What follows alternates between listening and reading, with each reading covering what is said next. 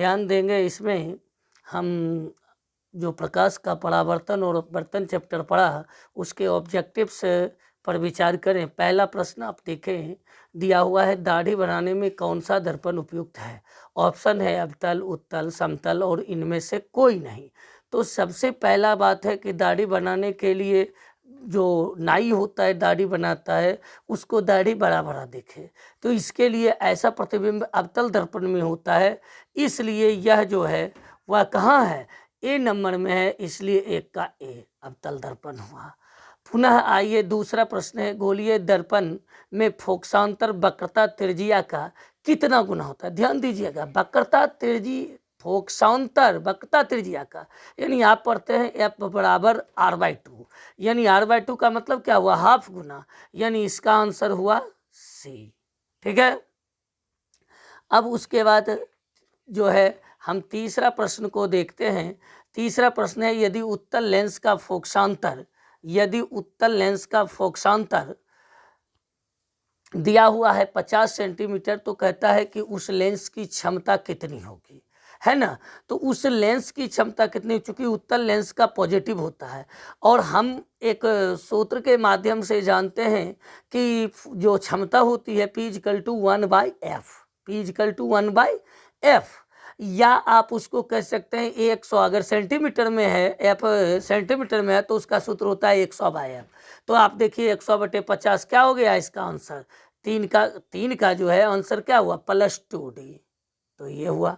4 देखिए, किस दर्पण से वस्तु का बड़ा प्रतिबिंब, तो कौन सा दर्पण है जो कि बड़ा बनता है, तो अवतल दर्पण में, इसलिए होगा अवतल। ठीक है। अब उसके बाद आगे बढ़ते हैं हम। क्वेश्चन नंबर 5, अवतल दर्पण से परावर्तन के बाद किरणें किस बिंदु से गुजरती है। अवतल दर्पण के बाद किस बिंदु से गुजरते हैं, अब जब भी बिंदु परावर्तन के बाद जो है गुजरती है वह मुख्य फोकस से होकर जाती है, इसलिए इसका आंसर क्या होगा, सी, मुख्य फोकस। फिर आइए क्वेश्चन नंबर 6, किस दर्पण से वस्तु के बराबर प्रतिबिंब तो बनता है समतल दर्पण में, तो इसका आंसर होगा बी।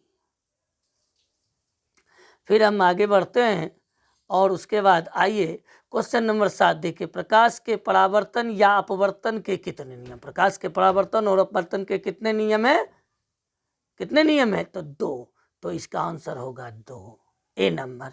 फिर आगे है, किसी गोलीय दर्पण की वक्रता त्रिज्या 50 cm है, तो उसकी फोकस दूरी कितनी होगी। तो हम जानते हैं कि वक्रता त्रिज्या की आधी होती है फोकस दूरी, तो आधी होती है फोकस दूरी, तो इसका क्या होगा, सी, क्या होगा आंसर, सी, 25 सेंटीमीटर। ठीक है। अब देखिए 9 नंबर में 1 मीटर फोकस दूरी वाले उत्तल लेंस की क्षमता क्या होगी, तो P = 1/f, यानी 1/1, यानी क्या होगा, फोकस दूरी। और हर लेंस कौन है, उत्तल लेंस है, तो उत्तल लेंस का क्या होता है, पॉजिटिव, उत्तल लेंस का क्या होता है, पॉजिटिव होता है, इसलिए इसका क्या होगा आंसर, 9 का ए। फिर प्रकाश के वर्ण विक्षेपण किस उपकरण द्वारा संभव है। प्रकाश का वर्ण विक्षेपण जो है वह प्रिज्म के द्वारा संभव है। अब अगला सवाल देखें, किसी उत्तल लेंस की फोकस दूरी हमेशा क्या होती है, हमेशा उत्तल लेंस का पॉजिटिव और अवतल लेंस का क्या होता है, निगेटिव होता है, इसलिए किसी उत्तल लेंस की फोकस दूरी हमेशा क्या होगी, पॉजिटिव अर्थात धनात्मक, यानी कि होगा क्वेश्चन का आंसर ए। उसके बाद देखिए 12, प्रकाश का वेग न्यूनतम किस में होता है, सबसे कम प्रकाश का वेग कांच में होता है, इसलिए ये है ए। अब जो है आगे प्रश्न है कि काल्पनिक प्रतिबिंब कैसा होता है, तो काल्पनिक प्रतिबिंब जो होता है हमेशा सीधा होता है, काल्पनिक प्रतिबिंब क्या होता है, हमेशा सीधा होता है, इसलिए इसका आंसर क्या होगा, बी। अब उसके बाद एक उत्तल लेंस होता है, उत्तल लेंस को आप देखेंगे किनारे जो है, किनारे की अपेक्षा बीच में मोटा होता है, किनारे की अपेक्षा बीच में क्या होता है, मोटा होता है, इसलिए इसका आंसर होगा क्या, ए। फिर हम आगे चलते हैं, क्वेश्चन नंबर 15 को देखें, जब प्रकाश की किरण हवा से कांच में प्रवेश करती है तो वह मुड़ जाती है, जब प्रकाश की किरण हवा से कांच में प्रवेश करती है, ध्यान दीजिए, तो हवा से कांच में प्रवेश करती है तो वह क्या होता है, अभिलंब के निकट जाती है, इसलिए इसका आंसर होगा ए। फोटोग्राफिक कैमरे का अभिदृश्यक क्या होता है, फोटोग्राफिक कैमरा यानी जो हम लोग कैमरा खींचते हैं उसका अभिदृश्यक उत्तल होता है, यानी फोटोग्राफिक कैमरा में उत्तल होता है।